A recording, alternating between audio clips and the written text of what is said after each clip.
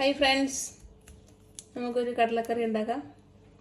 കടലയും പൊട്ടറ്റോയും കൂടി ചേർത്ത് ഒരു ചാറ് കറി. അധികം ഇൻഗ്രീഡിയൻസ് ഒന്നും വേണ്ട. ഒരു സവാള, കപ്പിൾ ഓഫ് ഗാർലിക്, അതിലേക്ക് നമ്മൾ ഓയിൽ ഒഴിച്ചു കൊടുത്ത് നമുക്ക് വഴറ്റിയെടുക്കാം. മൂത്ത് വന്ന സവാളയിലേക്ക് അല്പം മല്ലിപ്പൊടി, മഞ്ഞൾപ്പൊടി, garam masala and Kashmiri chilli powder ചേർത്ത് കൊടുത്ത് ഇളക്കിയെടുക്കാം. ഇത് നല്ലപോലെ ചുമന്ന് വന്നിട്ടുണ്ട്.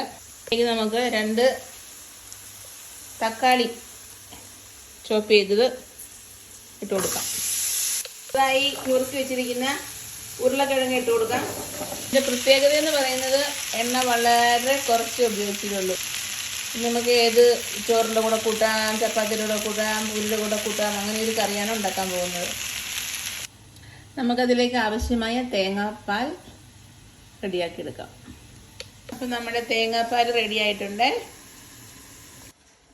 അപ്പം നമ്മുടെ പൊട്ടറ്റോ റെഡി ആയിട്ടുണ്ട്. അതിലേക്ക് നമുക്ക് നമ്മുടെ കടല ഇട്ട് കൊടുക്കാം.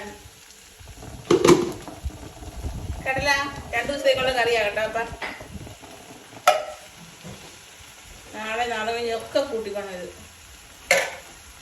നമുക്കിനി ഇളക്കി കൊടുക്കാം. ഇനി നമുക്ക് തേങ്ങാപ്പാൽ ഒഴിച്ചു കൊടുക്കാം. ചെറുതുണ്ട് ടെക്സ്ചർ. ആർക്കെങ്കിലും ചപ്പാത്തിയൊക്കെ തിന്നാൻ തോന്നുന്നില്ലേ? നമുക്കിത്തിരി മല്ലിയില ഇട്ട് കൊടുത്താലോ? നമുക്കിതിലെ മല്ലിച്ചപ്പ് ഇട്ട് കൊടുക്കാം. സ്വാദിഷ്ടമായ കടലക്കറി റെഡി ആയിട്ടുണ്ട്. നല്ല തേങ്ങാപ്പാലൊക്കെ ഒഴിച്ച് നല്ല രുചിയാണ്. ഞാൻ കുറച്ചേ ഒഴിച്ചിട്ടുള്ളൂ. അപ്പോൾ സീ യു, ബൈ ബൈ.